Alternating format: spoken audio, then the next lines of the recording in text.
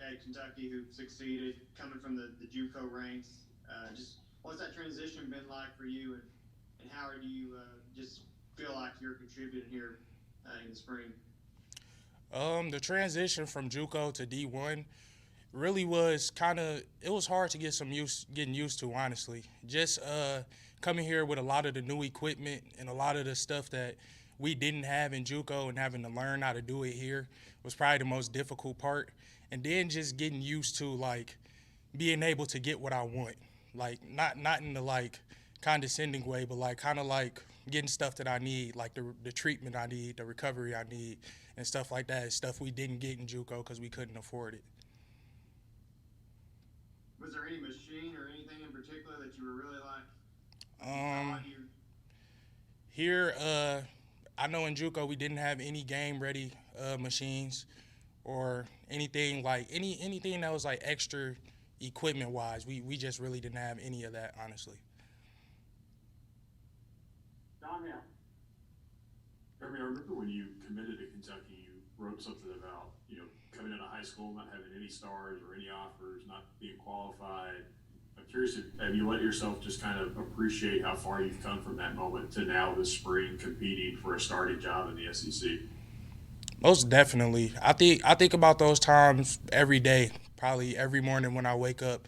Just remembering and going back is good because it keep me humble. It keep me wanting to keep going, and it keep me remembering where I started at and how far I can keep going. Nick Gabriel. Hey, Jeremy, you got a little bit of action last year, but I know you always kept yourself ready. How has that helped you this spring? It helped me a lot, I would say. I mean, even though it wasn't really a lot of plays, just getting in there and feeling the atmosphere and filling out the other guys, just getting some chemistry. It's really good, and it felt good, honestly. I enjoyed it, even though it wasn't a lot of plays.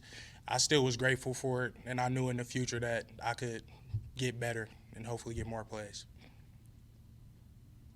Nick Rouse. Uh, to kind of piggyback off that, how does it help having a real experienced guy like Luke Fortner next to you on the line? Even though y'all are both learning, a new offense, you still have somebody who's been there, done that to kind of lean on. It's great. I love it, and not just having Luke on the line. Of course, guys like DK and Horsey and guys who've been here for a couple of years, playing with them really helped because we just make each other better, and playing with them, getting the chemistry, and getting to know how they play. They just we all make each other play better. Is this new offense? I know they're asking you all to do a little bit more. How does it kind of fit your game, and how's Coach Wolford as a guy in the trenches? I think it fits my game pretty well. I like to think of myself as versatile and being able to block any type of run scheme or pass blocking scheme. So it's really good. John Clay. Hey, Jeremy, I'll follow up on Nick's question. How has Coach Wolford been as a coach, and is his style much different than Coach Slarman? Coach Wilford, he's a really good coach. I mean, I love him. He recruited me a little bit when he was in South Carolina and I was in junior college. And his coaching style was probably the complete opposite of Coach Slarman. He's more juiced up. He got more readiness. He's more urgent, and he's just more like his atmosphere. He just likes a lot of juice in the room. So, and opposed to Coach Slarmy, he's kind of a chill, laid back. So they're different in those type of aspects. Josh Moore. Curious, Jeremy, about I know Coach Klink was pretty key in your recruitment when you were coming to Kentucky, and what's just having him around. I know even though he coaches the other side of the ball, and those guys, a lot of those guys that are also from Detroit, just how big was that, and how I mean, it just there's a pretty good pocket of you guys here in Lexington now. Actually, coming here, that was honestly a big part in my decision. I mean, I wanted to come here and keep the Detroit pipeline going, and play with guys that I knew and guys that I would be comfortable around. and it really just helped coming to a new campus because it was kind of an advantage that the other schools didn't really have. I was coming here knowing guys who was from the same area I was in, and it just made me more comfortable as a player on and off the field. We hear a lot about that. I mean, in terms just because of Kentucky being the closest SEC school to that area, is that just what when you talk to people back home, what is their perception of? Like, do you sense that people are kind of seeing Kentucky more up there?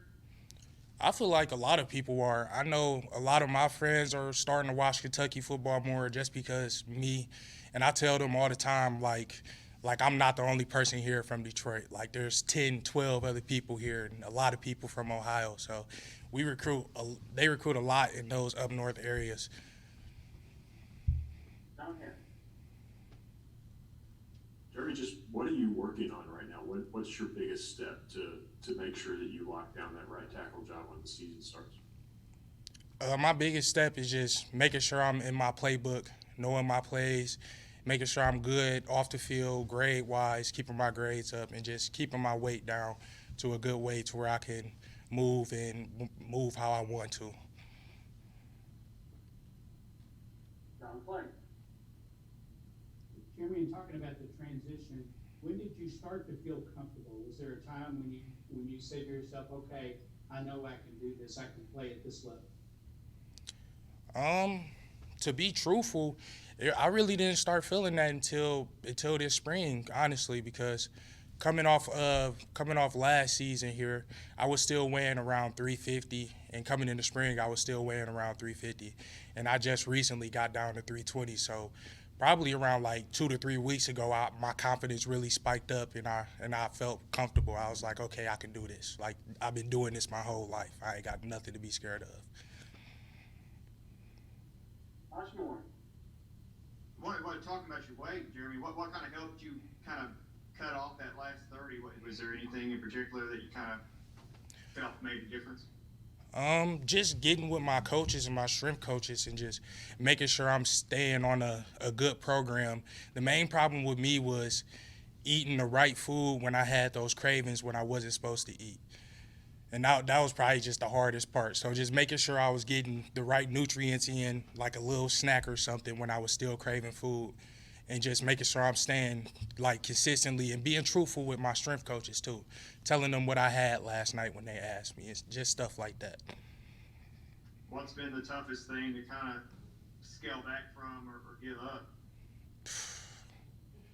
Probably just like pizza, like kind of like the fast food stuff. Keep going. They can still see you. Okay. Any other questions for Jeremy? All right, last one to John Long. Hey, Jeremy, in regard to the playbook, there were some hints that maybe some guys weren't picking that up as well as they should. How difficult has that been for you, and what's the key to making sure that you keep up with the mental and playbook aspects of the game? For me, catching on to the playbook, it was a little slow at first. It was some things that I needed to look deeper in and to be tweaked on. But after a while and after consistently doing it, you'll get better and better. And I'm pretty sure that's how it was for everybody and all the guys on offense. Just getting used to it the first week or two, and then constantly doing it really helped us out. And then just doing the work when we don't have to. Coming in, watching film when coach is not here, or just coming in as a team or meeting together after practice to watch film or something like that. Just making sure we're getting all the knowledge we can in about this offense, and we'll keep moving forward, I believe. Flax, we got time for one more? Yes. All right, Jeff Drummond, last one. Hey, Jeremy, you guys didn't throw the ball a great deal last season, so kind of curious what the transition's been like to this new scheme, the new offense, and how have you adjusted to being, especially a tackle, being in more pass protection mode? I've adjusted to it by just being consistent in my practice and being consistent when we working on those things in practice and making sure I'm doing it the hardest I can. Because obviously going from not really passing the ball to passing the ball a little bit more will be difficult for tackles.